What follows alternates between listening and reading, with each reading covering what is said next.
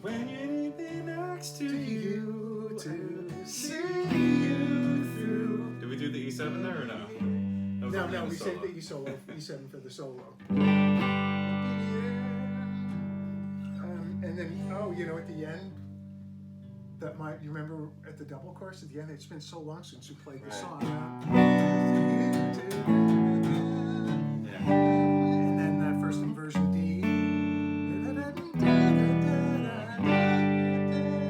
I'll be here. And then it's the G major, G minor. To the minor 4, right? I'll be here. Well, one of my favorite things about writing with you is the journey chordally, harmonically through the song. Is that it's not just rinse and repeat. Exactly. It's Beatlesque to me of write the melody, tell the story, then have the chords follow it. Exactly, yeah. One of the things, looking back on this album retrospectively is that, we did stuff that we aimed for making it seem like it was just a 3-chord, simple, almost folk type chord progression, but like even in Comeback Lover, we have 9 chords in the solo alone that never showed up in the chord. Expand, yeah. Exactly. Let it serve the melody, the vocal melody, or the solo that's happening at the time. Yeah, and I like that. And I tend to think of the stuff like a roller coaster. If it's all up or all down or all left or all right, it's no fun. You need that contrast and that that crazy dynamic journey. Yep. Yeah, I'm so glad that you're actually up for for following those whims there. Absolutely. Yeah. 3 chords get boring after a while. Exactly. Yeah, speaking of 3 chords getting boring after a while, the one solo on the album that really seems to be like a 3-chord type thing is I'll Be Here. Yeah, and do you still want me to show you how to play that one? Let's break it down. Yeah. Okay, the breakdown. So the chords, D, so it's same chords as the chorus, right? E minor, Start with the minor. I'll be here, and then it repeats, but this time it's E7.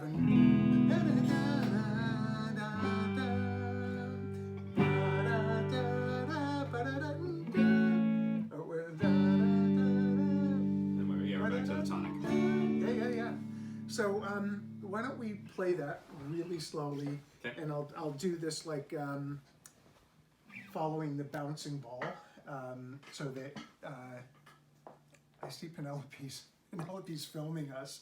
So yeah, this will actually be really cool because if I do it that way, then our friends and fans and followers and haters, break it down. Everybody will be able to know exactly what we did. So first we're going to just focus on the notes and how they relate to the chord, because I think that helps you internalize it. And then after that, we can play it in all of its glorious tempo if we remember to do that. Okay, so so the chords, as you got them right. So 1, 2, 3.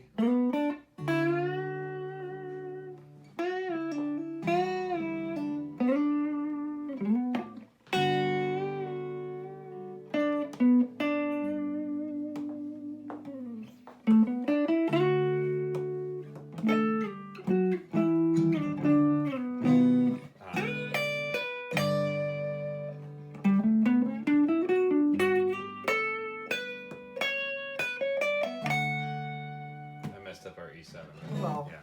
I made sure that you wouldn't feel alone, so I messed it up as well. So let's talk about what makes this special on the record, right? If you're just gonna follow the bouncing ball, play the right chord, right? So our first chord is the D, right?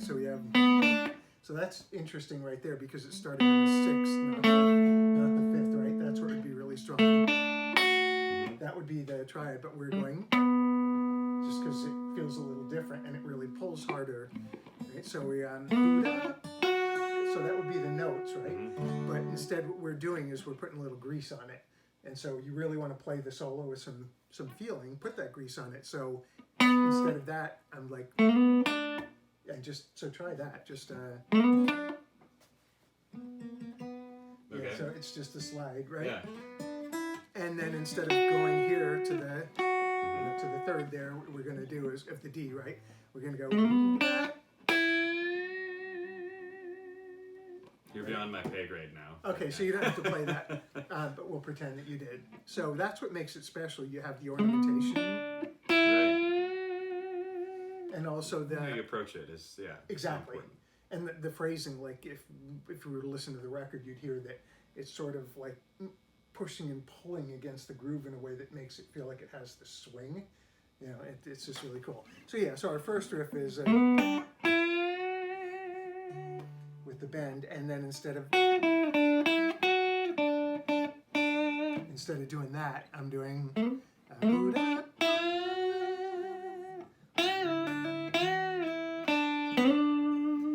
now that's interesting because it was, but I didn't play it like that. I played, so it's still the same note, but just played in different places. And then the next part is like the easiest thing ever.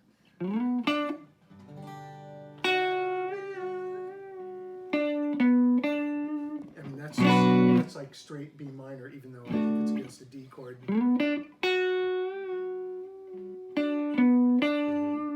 relative major. Right, and then we have you know, in keeping with the theme of the melody. I know where you're going with that. Not relative. You know, we have that ba-da-da-da-da-da, the chorus melody. I wanted so rhythmically it's the same, that 4E and a 1, right?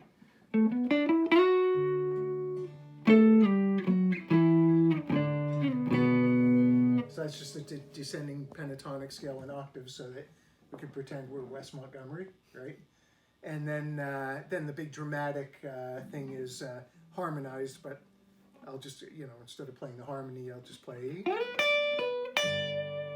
And then this is where it gets tricky because you have a Lydian thing here, G Lydian. Right? And I don't remember we harmonized that. Didn't you play harmony on the keyboard or something? You stacked the guitars.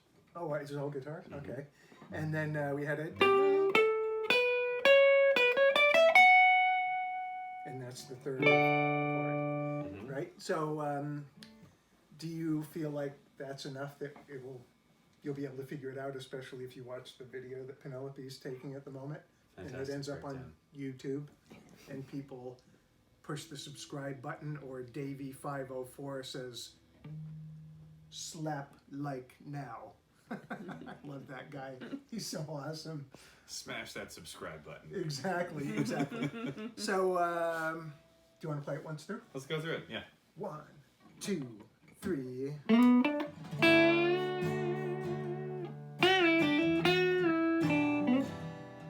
Oh, failure!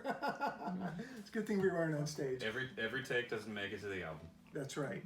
That was the one where I was just testing you to make sure you're playing the right chords. Okay, let's do it again. Which I didn't the last time. 1, we're set. 2, 3.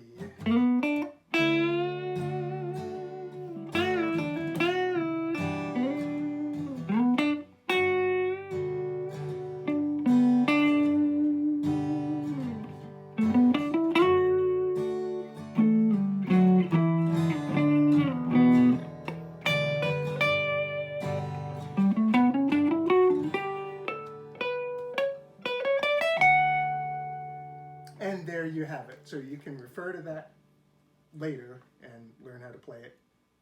Slow it down, Fantastic. Practice it correctly. If you try to play it too fast, you practice mistakes. You get really good at what you practice, and practicing mistakes is not cool. All right, I guess let's do an official sign-off, being that this is, I'm sure, destined for YouTube. So this is Aaron Durr and Michael James. Peace out.